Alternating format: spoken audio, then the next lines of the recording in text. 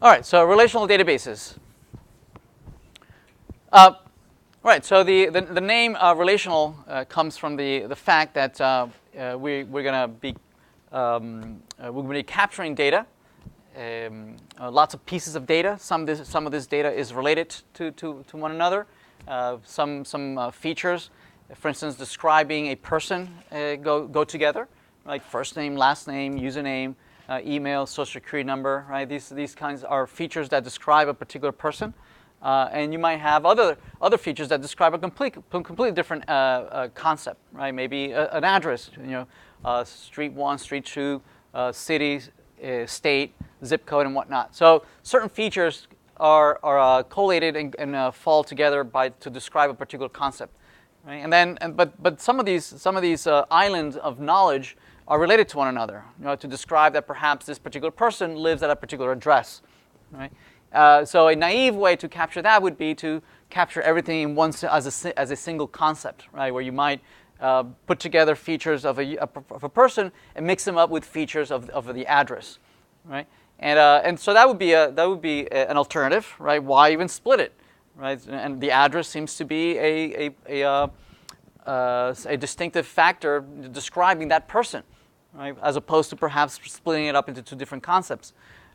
So what the challenge of, or the reason why we would split it up in the first place is that there's more than one person perhaps that lives at that particular address, right? So if instead, if you would want to, if you go with the fact of mixing and matching features of a person with features of an address, you'll find yourself repeating yourself at that particular address multiple times because there might be multiple people living at that same address. So oftentimes, what we'd like to do is avoid that redundancy. Not only are we wasting space, having to copy and paste that same address over and over for each one of the people, but redundancy, what we'll be saying over and over is that redundancy breeds inconsistency, right? Where logically those addresses have to be the same because these people all live in the same address.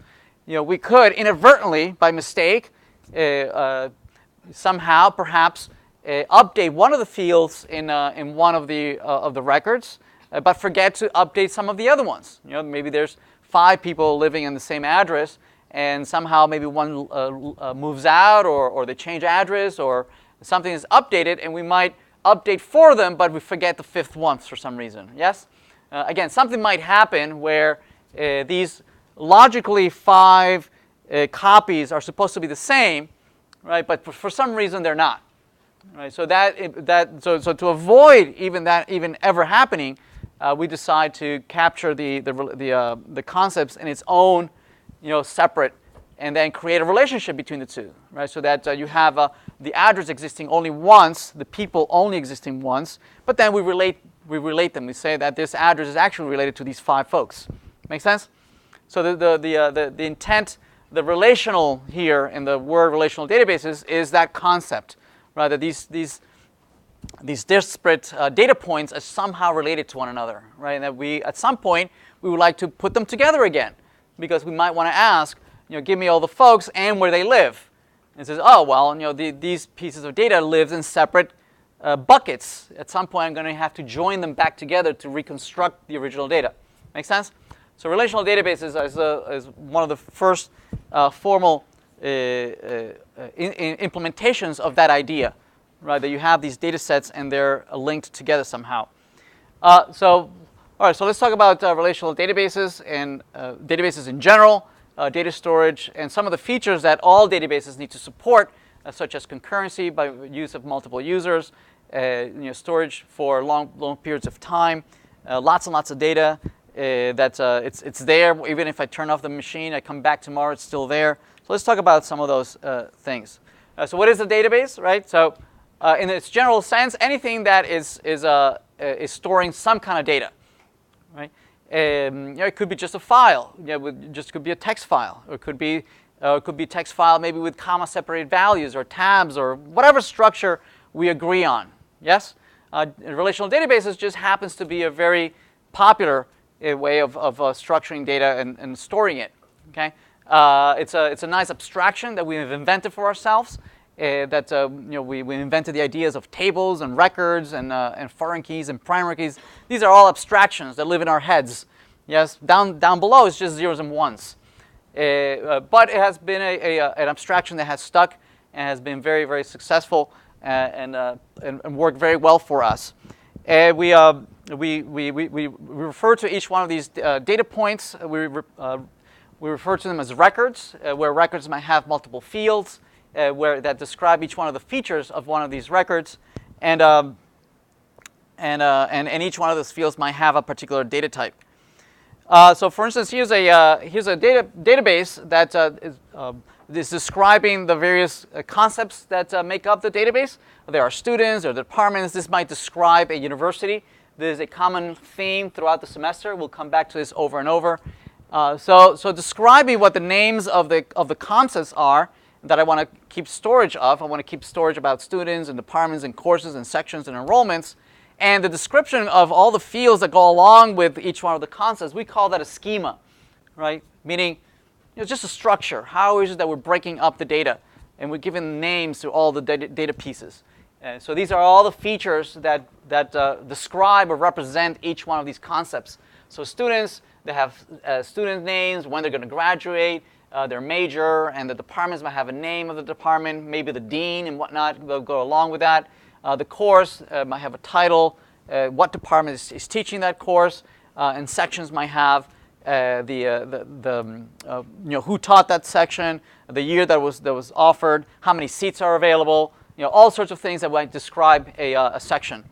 An enrollment describing what students enroll in a particular section. Notice that here we have we can distinguish features that are natural to the concept. For instance, the name here, the student name, is something natural that can describe a particular student. Maybe a first name, a last name, a middle name, things like that are natural features of a student. Same thing with the year that they're planning on graduating. But there's some other fields in here that are not really part of the description of a feature of a user. For instance, a student ID, right, or department ID, or course ID, or section ID. Those are artificial features. Okay. For instance, we all have a social security number. We all have a student ID or faculty ID. Yes, these are all artificial numbers that follow us along throughout our life. Right. We have credit card numbers and account numbers, and we have all these numbers that kind of satellite information. But really, they're not natural. They're not part of who we are. Yes. Instead, these artificial features that describe us are a guarantee to make sure that this record, this particular set of features, describes a unique person or unique concept or unique instance, right? So that presumably in a particular context, right? For instance, my social security number makes me unique here in the United States, right? That's how they guarantee that I am uniquely identified in a database, right? Because my first name is not unique enough, right? Perhaps it's unique in this room, right? Jose, maybe anybody call Jose here? So yeah, Jose is enough to be unique in this room, right? But perhaps in this building, maybe there's some other Jose. Okay, so maybe in the context of this building, Jose is not enough. So maybe so what we do typically is that we see, well, is there another feature that combined make you unique, right? So maybe we do a first name and a last name, and it says, well, is that unique? Well, maybe it's unique within the university. Probably it's not unique within Boston. I don't know if there's any other Jose Annunziata in the Boston area. But again, it depends on the context. Yes, same thing like phone numbers. It used to be that 7 numbers was enough. But that then eventually wasn't enough. We had to add area codes, right? And then that wasn't enough because then we talk about the world. So we had to add country code, right? And when Elon Musk gets to Mars, then we'll have to add a planet code or something, right? Again, to make unique within the solar system. So again, the broader context that you consider, you have to come up with some unique identifier to guarantee that the record is unique. Again, it depends on the context. It could be that perhaps the department name within the context of a particular university is unique. Right? There'll be one department with that particular name. So if we can guarantee that that's unique, then our unique identifier, our artificial identifier here might be redundant. There's no need for it, because within the context of this particular university, all departments have unique name. Same thing with a course name. Perhaps we say that it makes no sense that a course might have, two courses might have the same name. If we decide that within the context of a particular university, then the course ID might be irrelevant. Yes? So again, now the decision on what to call the concept, what to call these fields, to have decided that it's 5 concepts that are enough to describe a university, those decisions is what we refer to as designing the database. Okay? For instance, here's a particular decision that somebody thought that a professor is not worth having a concept. Notice that there's no faculty concept here. Somebody decided that the username of a professor was enough to capture the information of a professor. Yes? Because somebody read the specification and that's what the conclusion they came to. Right? If in the same specification they might have found that, well, faculties, they can be tenure or non-tenure, they need an office, they have office hours, they have a whole bunch of other aspects that describe a faculty, they might have come to a different conclusion and says, oh, well, you know what, we really need a faculty additional concept here. Yes? Right? But because of the particular specification, none of that was mentioned, so the username was enough, and so somebody decided that a professor field was enough to capture that piece of information. But it's always driven by the requirements. The specifications came up to that conclusion. Make sense? Right. So again, don't let your biases drive the design. Instead, the specification is what drives the design. So here's an example of a very small database. We have 9 students, 3 departments, 6 courses. We have 5 sections and 6 enrollments. And so you'll notice that some of these are fields that uniquely identified each one of these records, and some of them are fields that are actually referring to some other field, some other record in some other table, in some of these other data buckets, right? So these are uniquely identifying the enrollments, but these over here are actually referencing fields of some other data bucket, right? So for instance, here student ID 1, 1, 2, 4, and 6 are actually referring to the student IDs over here, right? So we'll say in a minute that these are actually foreign keys, right? These values are referring to something foreign, something outside of this data collection, right? So we'll say that these unique identifiers, we'll call them primary keys, right? That uniquely identify the record, and these are referencing them. So foreign keys, primary keys. These names, as we'll see a little later, are just one of many constraints that we might put on a database. Constraints are things that we might want to impose or validate to make sure that we have good data. For instance, we might impose that the professor field will be a string, but the year offered needs to be an integer. Right? Those are all types of constraints that we might put in our data records, to validate, to make sure that whoever is inserting the data in here make sure that the data is good, that this is an integer, that this is a string, that this is a floating point, this is a date, this is a whatever. Right? We want to make sure that we're not inserting bad data inside. Right? So we're always going to validate whatever data we insert, we update based on the original schema. The schema says what are the fields, what are their data types, what are the constraints. Just like, for instance, saying that this is a primary key puts a constraint saying that this needs to be unique, meaning that if you try to insert something in there that is not unique, the database is going to balk at you. It says, no, sorry, these fields need to be unique. Right? So primary key is a constraint saying that needs to be unique. Also, if we say that these are foreign keys, it doesn't say that these are unique, but instead it means that these are referring to things, records that already exist. Right? That there better be a student with ID 1, there better be a student with ID 2. Otherwise, I won't let you insert this. Right? If this is somehow related to other records, those records better exist. Right? It would make no sense for me to add here student 324 when there is no student 324. Okay, that would be bad data.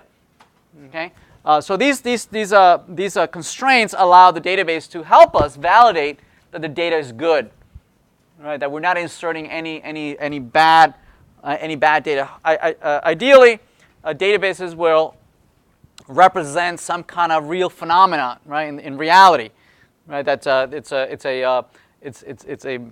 it's the way we computer scientists model the world, right? We model the world using data and structures and whatnot. Yes, just like a chemist might use molecules and might use those kinds of ways. That's how they model their particular fields, right? And electrical engineers might use their own equations for capacitors and whatnot. Yes, to understand their circuits. The way we understand our fields of study is information, right? It's data. Data transformation, data collection, data retrieval, and so the way we model some form of reality is through data structures, right? How do we structure it?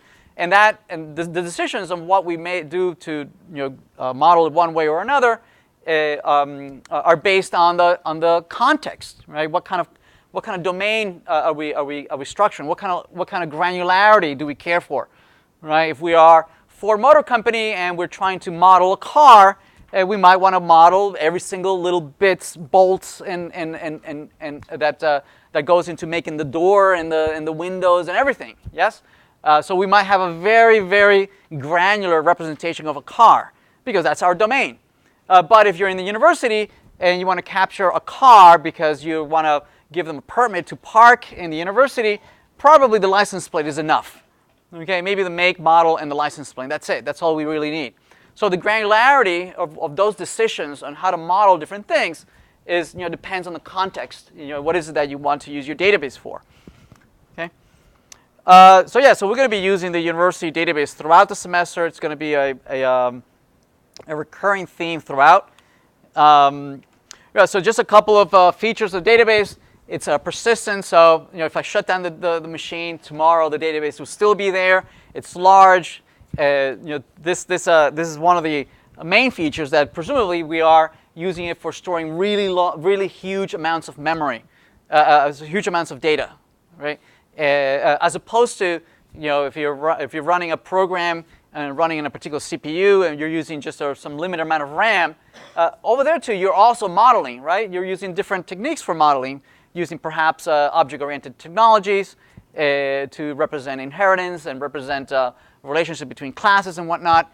And so the issues that you deal with when you're representing data and data structures in a running program are very different from when you're considering representing things for very long-term storage, right? In a CPU, in a program, typically instances come and go. You instantiate something, and a couple milliseconds later, it's not there anymore, right? So data just comes and goes. You're dealing with snippets of code, snippets of data, yes? But databases are designed to talk about thousands, millions of instances, right? So the considerations are very different, right? And at some point, we'll need to be able to map the two worlds.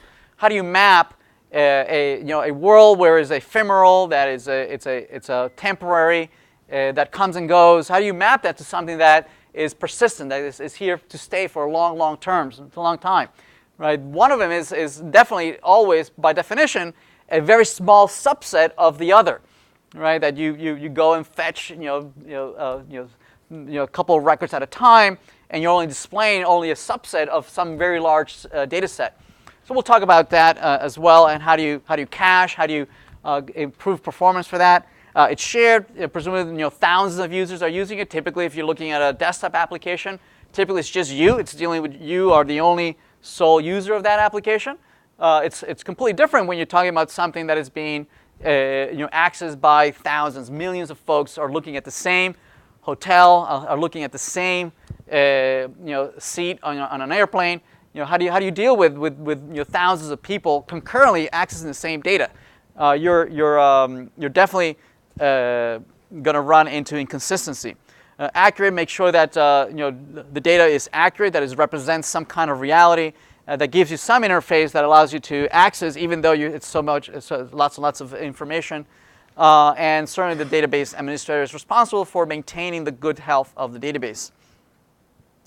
So storage, again, there's an infinite way of storing data, and typically we wouldn't need to know what are the actual underlying way that a particular database stores its own data, right? It'll probably be some binary, proprietary way that a particular vendor stores its own data, right? So more and more importantly, we might be interested on a conceptual way that data is stored, right? So we might not care about some of the nitty-gritty of storage. We might care more of a conceptually, right? And the concept typically that we're going to be using, the level of abstraction that we're going to be using are tables. We're going to say the smallest way of breaking up our data will be the table, right? And then records within a table, and then fields within a record. But nevertheless, at some point down below, there's some physical representation of the data, whether we decide it's commas or tabs or zeros and ones or whatever. There might be some final physical representation in some file that is stored somewhere. Right, so as I mentioned earlier, multiple users might be accessing the same information. It might be that you might be one of many folks trying to book a flight to Chicago, and you're looking at the screen. It says that there's 40 seats left, and where in reality there might be many other people trying to book the same seat. So databases need to be able to deal with these potential inconsistencies, right? Or transferring money, right? What if you transfer money at the same time that somebody else is reading that same information? Which one do you believe? Is it the last one? The last one wins. How do you deal with some inconsistencies? Yeah, some inconsistencies. Concurrency managers, you want to make sure that we deal with these conflicts and how to resolve them or roll back to a time where the database was not inconsistent, right? If we are able to detect these inconsistencies. So transactions will allow us to manage and isolate different folks accessing the same piece of information, and we'll deal with that a little later. Authentication, certain databases need to be able to make sure that the right people are accessing the database, right? That you have the right authority, so that we know who you are, so that you can enter here. We don't have any unauthorized access to a database. But also, once we know who you are, we like to be able to also impose certain restrictions, right? As in, you only have a read access to this particular data, or you have read-write. What is it that you could do? What are the operations or privileges that you're allowed to do with a database?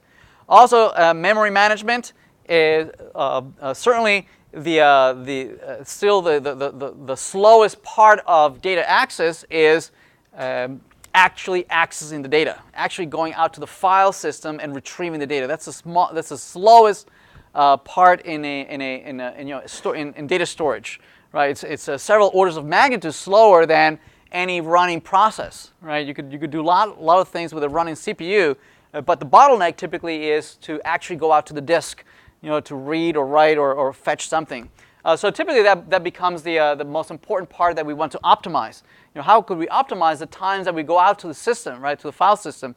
Could we cache some of that information? So instead of fetching a single record, maybe we can fetch 100 records or 1,000 records and cache them into memory, so that minimizes the time that we have to go out and actually fetch something, right? So databases also try to optimize this in such a way to minimize the times that we go to the file system. Now, every time we do this, right, every time you cache anything, you always run into the risk that you're only dealing with the latest copy of the actual thing, that you're not working with the actual data. You're only working with something that might already be stale, right? That you might be working with something that already has been updated by someone, and you're only looking at an old version of what the actual thing is, right? So there are mechanisms that the database has to support for being able to identify these discrepancies and how to deal with it.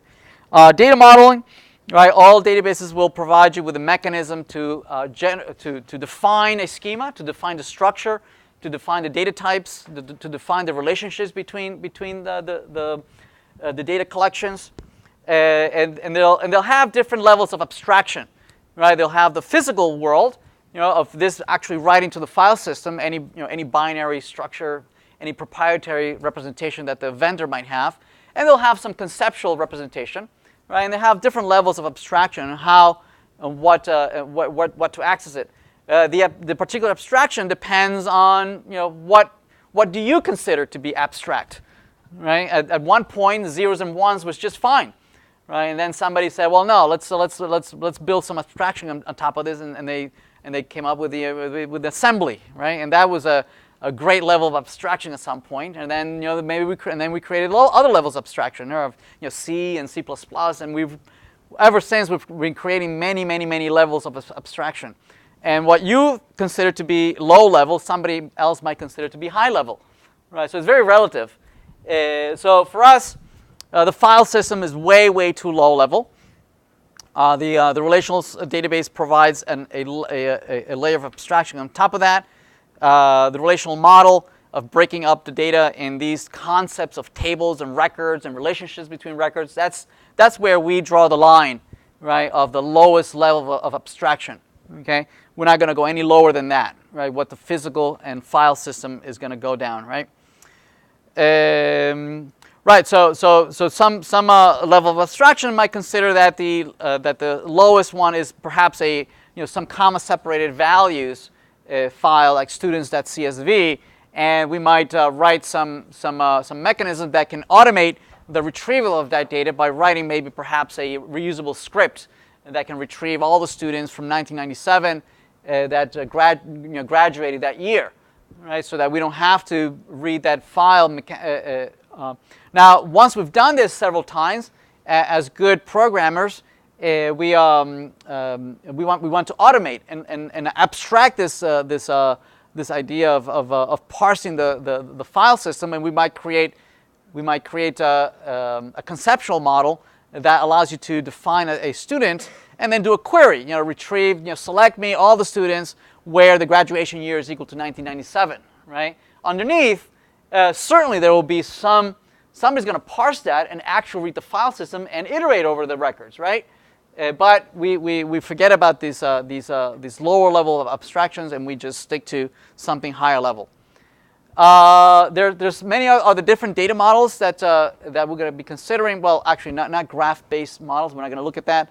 But certainly, we'll look at the object-oriented models, which I'm sure you're familiar with either Java or C# or any other object-oriented model representation. Hierarchical models like XML.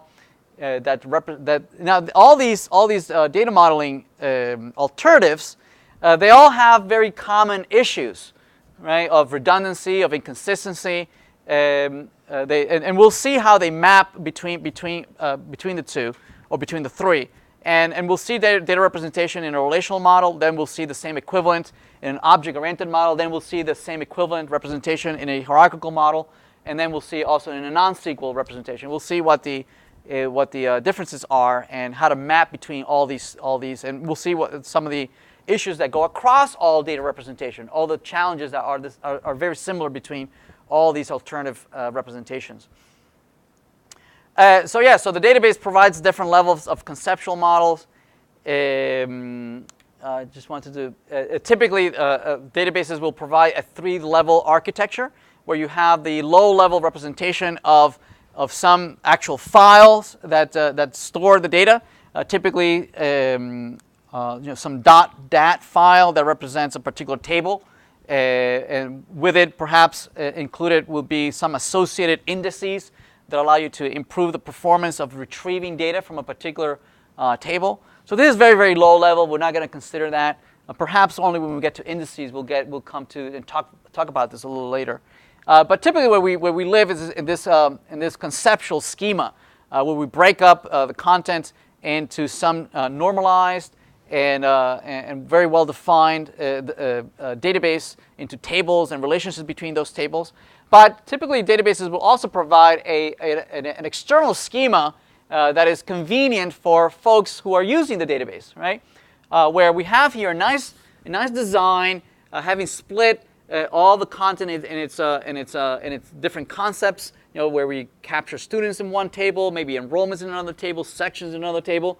But this might be very inconvenient to consume the data, right? Whereas you might have the registrar's office or the faculty's or the dean's office, finding this somewhat inconvenience that students are in one table, that the grades in another table, and that the department information is in some other table, right? And that they might find that inconvenient. Instead, they might want to have maybe one single spreadsheet that grabs some information from the students, some information from their grades, some information from their department, and then collate all that information in one single spreadsheet. Yes.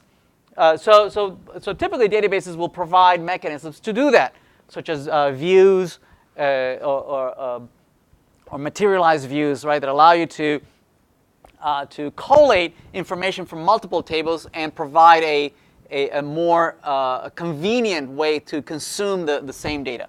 So we'll talk about views and materialized views a little later on how to implement these types of structures.